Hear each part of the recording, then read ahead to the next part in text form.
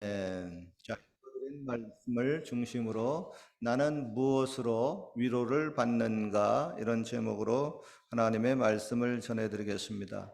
여러분 올해 겨울 캘거리 날씨가 어떠합니까? 천당과 지옥을 왔다 갔다 하지 않습니까? 지난 11월 달, 12월 달은 진짜 기록적으로 날씨가 따뜻했습니다. 그러다가 1월 달에는 또 잠시 기록적으로 추웠고 또 그리고 지난 주간서부터는 이게 언제 그랬냐는 뜻이 아주 따뜻한 날씨가 계속 이어지고 있습니다. 그래서 제가 요 며칠간 또 강아지와 더불어 산책을 하면서 제 입에서 이런 고백이 자연스럽게 나왔습니다. 아유, 하나님, 날씨를 통해서 위로해 주시는군요. 제가 여러 번 이곳 캘거리에서 이민 목회를 하면서 깨닫고 느끼는 것이 있습니다. 그건 뭐냐면 많은 분들이 이 외국 땅에 살면서 우울증에 참 잘 걸린다고 하는 겁니다. 여러분 왜 그렇습니까? 사람마다 이런저런 이유가 있겠지만 분명한 것은 고향 땅, 한국 땅에서 사는 것보다 외국 땅에서의 삶이 훨씬 더 스트레스가 되기 때문입니다. 그렇습니다. 여러분, 외국 땅에서 살다 보면 세월이 지나감에 따라서 나도 모르게 서서히 멘탈이 약해지고 피곤해지고 지치기가 쉽습니다. 이때 자신의 한계를 넘는 어떠한 사건이 발생하게 되면은 그 사건으로 발단이 되어 가지고 나중에 우울증 증세가 찾아올 수가 있습니다. 그러 여러분 사람이 많이 지치고 힘들 때 뭔가 대책을 좀 마련해야 됩니다. 그냥 그대로 방치하면 안 됩니다. 반드시 기분 전환도 해야 하고요. 순간순간마다 느끼는 그러한 스트레스를 풀어야 합니다. 여러분의 경우는 기분이 좀 안 좋을 때, 정신적으로, 육체적으로 좀 힘들 때, 그걸 어떻게 해결하고 있습니까? 얼마 전에 제가 기분이 좀 안 좋았습니다. 이것저것 문제가 좀 겹치고 삶의 루틴이 좀 깨졌습니다. 그래서 제가 잠이 좀 안 오고 그래서 밤 12시부터 부엌에서 짜장면 소스를 만들었습니다. 돼지고기 볶고 새우 오징어 다듬고 양파, 호박, 양배추 썰고 대충 5인분 정도의 짜장면 소스를 만들었습니다. 그리고 또 냉동고에 보니까 칠면조 고기 그 다진 것이 좀 사놓은 게 있어가지고 그것으로 또 떡갈비도 만들었습니다. 뭐 그냥 제가 그 밤에 먹으려고 만든 것이 아닙니다. 그냥 스트레스 풀려고 그냥 툭탁툭탁툭탁거리고 그냥 만든 겁니다. 맛은 어떤지 몰라요. 물론 그렇게 요리를 하면서 속으로 또 기도는 했습니다. 그리고 요리를 하고 난 후에 뭐 요리를 했으니까 부엌이 잔뜩 어질러져 있어가지고 그것도 또 깨끗이 청소했습니다. 왜 그렇게 청소할까요? 그거 청소 안 해놓고 그냥 어질러 놓고 그냥 자면 그것도 뭐 성격에 따라서 좀 다르겠지만 마음이 저 같은 경우 좀 걸리고 그것도 밤새도록 또 아른아른 거려가지고 스트레스 될까봐 뒷정리 확실히 하고 그렇게 끝나다 보니까 새벽 한 1시 반 정도 되었습니다. 그런데 그 후에도 별로 기분이 좋아지질 않습니다. 그래서 앉아서 기도도 해보고 또 하루도 회상하고 좀 이것저것 좀 회개 기도도 했습니다. 회개 기도를 좀 하니까 좀 기분이 나아지는 것 같아요. 여러분 사람들은 스트레스를 풀려고 각각 나름대로 이런저런 방법을 또 찾아보고 혹은 또 취미 생활을 또 하기도 합니다. 돈 있는 사람은 어떻게 스트레스를 풀까요? 겨울에 좀 춥기도 하니까 따뜻한 동네로 여행하기도 하고요. 또 어떤 분은 또 운동을 또 열심히 하기도 하고 어떤 분은 자기가 좋아하는 음식을 먹기도 합니다. 여러분의 경우는 어떠합니까? 힘들고 지치고 외국 땅에서 어려울 때 스트레스를 받을 때 그걸 어떻게 극복을 합니까? 뭐 항상 여러분들 가운데에서 은혜가 충만하시는 분들은 자신이 그렇게 뭐 최악의 상황이 되기까지 자기 자신을 내버려 두지 않고 자기 자신을 잘 컨트롤하고 나갈 겁니다. 그리고 날마다 기도하고 또 말씀 보고 예배 드리고 주일 하는 사람들이 자기의 그런 루틴을 지키다 보면 그렇게 큰 스트레스도 받지는 않을 겁니다. 그런데 그렇게 은혜 생활을 잘 하시는 분들도 때로는 어떤 일로 인해서 주체할 수 없는 마음의 고통이 올 때가 있습니다. 특별히 외국 땅에서 살다 보면은 그게 종종 찾아옵니다. 근데 외국 땅이다 보니까 빨리빨리 탈출구가 마련되지 않다 보니까 그 스트레스가 자꾸 쌓일 수가 있습니다. 특별히 겨울이 돼가지고 이렇게 그 해가 짧고 날씨가 추운 동네에서 살다 보면 이런저런 우울증 증세가 나타날 수가 있습니다. 여기 로키산에 있는 동물들의 경우는 추운 겨울철이 되게 되면 그냥 동면 모드로 들어가 가지고 겨울잠을 푹 자고 그냥 따뜻한 봄에 딱 깨어 일어나면 됩니다. 그러나 사람들은 그렇게 푹 뭐 몇 달간 잠을 잘 수는 없습니다. 일어나서 돈 벌러 나가야 되고요. 학교도 가야 되고 먹고 살아야 되니까 이것저것 할 일이 꽤 많습니다. 그런데 우리가 힘들고 바쁜 삶 속에서 너무나도 중요한 것을 깜빡 잊고 사는 것이 있습니다. 다름 아닌 하나님의 위로입니다. 성경에 보면 하나님은 지치고 힘들고 어려운 처지에 있는 사람들을 항상 위로해 주셨습니다. 그리고 그렇게 하나님께로부터 위로를 받음으로 그들이 삶에 다시 용기를 얻고 활력을 얻을 수가 있었습니다. 저와 여러분들에게도 이런 하나님의 위로가 늘 있었으면 좋겠습니다. 그래서 다시 여러분 기분이 좀 좋아지고 인생 사는 힘을 얻었으면 좋겠습니다. 성경에 보면은 이런 구절이 있습니다. 어미가 자식을 위로함 같이 내가 너희를 위로할 것인즉 너희가 예루살렘에서 위로를 받으리라. 예루살렘에서 위로를 받는다고 하니까 예루살렘은 이스라엘 땅 수도인데 우리가 거기까지 가서 하나님의 위로를 받아야 되나? 그렇게 생각할는지 모르는데 아닙니다. 예루살렘은 하나님의 성전이 있는 곳입니다. 하나님께 예배를 드리는 곳입니다. 그러니까 어디서든지 하나님의 교회에서 하나님의 성전에서 예배를 드리면 거기서 위로를 받는다는 것입니다. 여러분 여기 북미 땅 캐나다 엘버타 캘거리 여기 하나님의 몸된 교회에 왔습니다. 여기서 하나님이 위로해 주신다고 하는 겁니다.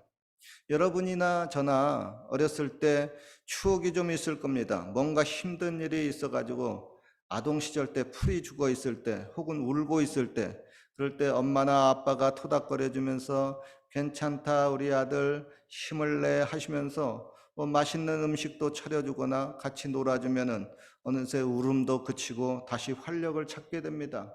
저 같은 경우 옛날에 추억이 뭐냐면 어렸을 때 애들하고 딱지치기 구슬치기 막 했습니다. 그래가지고 밤중 늦게까지 하고 나중에 결산을 내보니까 다 잃었어요. 하늘이 무너지는 것 같습니다. 그래가지고 터덜터덜 집에 들어옵니다. 풀이 툭 죽었어요. 아빠가 엄마가 왜 그러니? 딱지 다 잃었어. 구슬 다 잃었단 말이야. 그러면 괜찮다 괜찮다. 아빠가 밤새 딱지 다시 만들어주마 해가지고 밤새 또 어디서 신문지 주워와가지고 딱지 이만큼 만들어줍니다. 와 구슬도 또 사라고 또 돈도 줍니다. 그럼 갑자기 그냥 은혜가 충만해져가지고 내일이 밝아오기를 학수고대하고 기다린 적도 있었습니다. 여러분 구약 성경에 보면은 아브라함의 아들 이삭이라는 사람이 나옵니다. 그에게는 사라라고 하는 아주 믿음의 여인이 있었습니다. 어머니죠. 어머니 사라가 자기를 90세에 낳았습니다. 그러니까 어머니에게 있어서 그 집안에 있어가지고 이삭은 진짜 금이야 옥이야 너무나 귀한 아들이었습니다. 많은 사랑을 받고 지냈습니다. 그런데 그렇게 자기를 사랑해 주었던 어머니 사라가 그만 죽고 말았습니다. 그때 이삭의 나이가 37살이었습니다. 나이가 이삭이 이미 어른이 되었지만은 이삭은 너무나도 허전했습니다. 어머니의 빈자리가 너무나 컸었습니다. 그렇게 어머니를 보내고 3년을 또 지내다 보니까 어느덧 이삭은 노총각이 되어서 나이가 40대가 됐습니다. 이삭의 삶이 점점 기쁨이 사라지고 어떻게 보니까 처량하기까지 보였습니다. 그런데 그에게 다시 활력이 생기는 사건이 생겼습니다. 그게 뭘까요? 다름 아닌 아름다운 여인 리브가가 생겼습니다.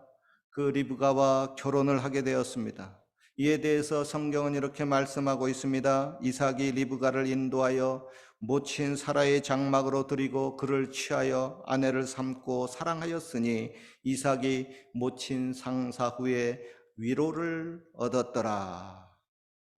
우리 교회의 미혼의 노총각 노처녀 여러분들이여, 여러분들에게도 올해 하나님이 좋은 배우자를 주어서 그로 인해서 이삭처럼 큰 위로를 받기를 주님의 이름으로 축원합니다.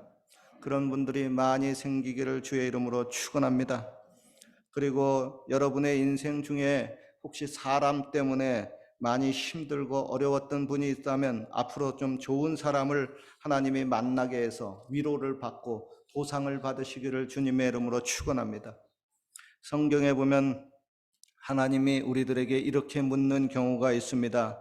처녀 예루살렘이여, 처녀 시온이여, 내가 무엇으로 너를 위로할꼬? 예레미야 선지자는 근심 중에 이렇게 고백합니다. 슬프다 나의 근심이여, 내가 어떻게 위로를 받을 수 있을까? 내가 어떻게 위로를 받을 수 있을까? 여러분에게 묻고 싶습니다. 도대체 어떻게 해줘야 여러분의 마음이 위로를 받습니까? 그분으로부터 따뜻한 위로의 말 한마디가 필요합니까? 혹은 위로의 말보다는 위로의 행동이 더 좋습니까? 그리고 솔직히 위로의 돈 꽤 많은 위로금을 주면은 더 마음이 좋아질까요? 이때 여러분 각자 하나님께 구해 보십시오. 하나님, 저는 이렇게 저렇게 해주시면 큰 위로가 되겠습니다. 하나님, 저에게 이런 것 저런 것을 좀 주시면 큰 위로가 되겠습니다.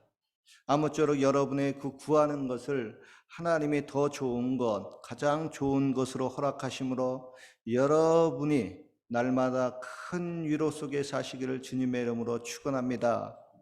성경은 하나님이 너희에게 독생자를 주셨으니 그 아들과 함께 어찌 모든 것을 선물로 주시지 않겠느냐? 그러므로 구하고 찾고 두드려라, 하나님이 주실 것이니 너희의 기쁨이 충만하리라고 말씀을 하고 있습니다. 제가 위로에 대해 성경 구절을 찾아보면서 깨닫는 것이 있습니다. 다름 아닌 이스라엘 백성들이 어렵고 힘들었던 시기에 하나님의 위로의 말씀이 있었다는 것입니다. 구약시대에는 이스라엘 백성들이 나라를 잃고 머나먼 외국 땅에서 포로 생활을 하면서 마음에 큰 고통을 당했습니다.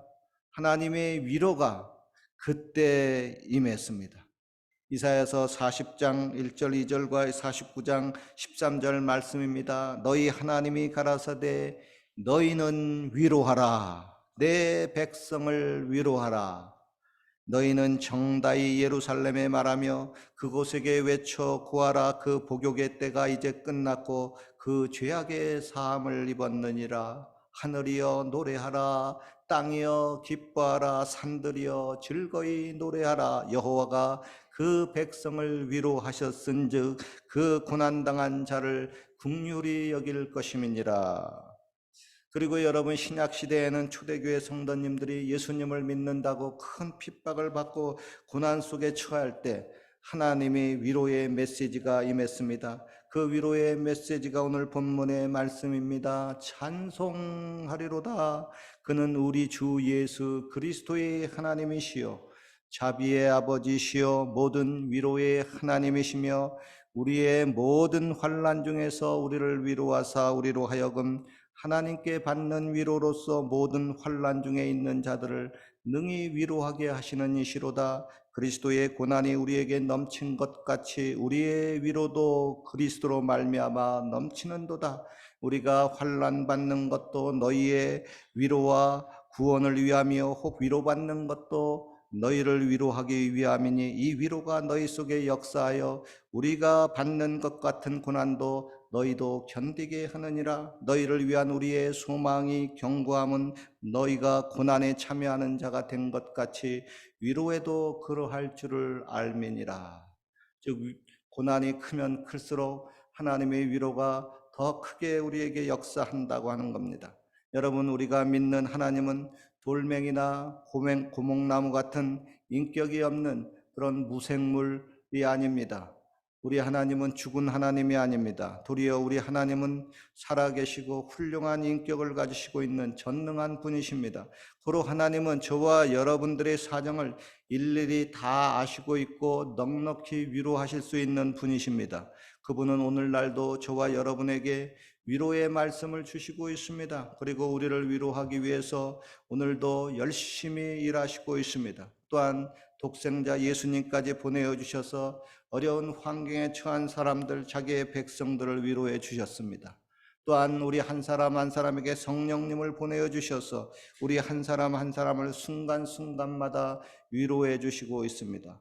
너와 나의 마음을 오늘도 만지시며 토닥토닥 거려주고 있습니다. 슬퍼하는 자에게 기쁨의 화관을 씌워주시면서 위로하고 또 근심하는 자에게는 찬송의 옷을 입히시고 위로하고 있습니다. 그러 우리는 이렇게 고백합니다. 여호와여, 주는 나를 돕고 위로하심이니이다. 오늘도 저와 여러분의 고백이 이겁니다. 여호와 하나님이여, 하나님은 나를 지금도 돕고 계시고 나를 지금도 위로하고 있습니다.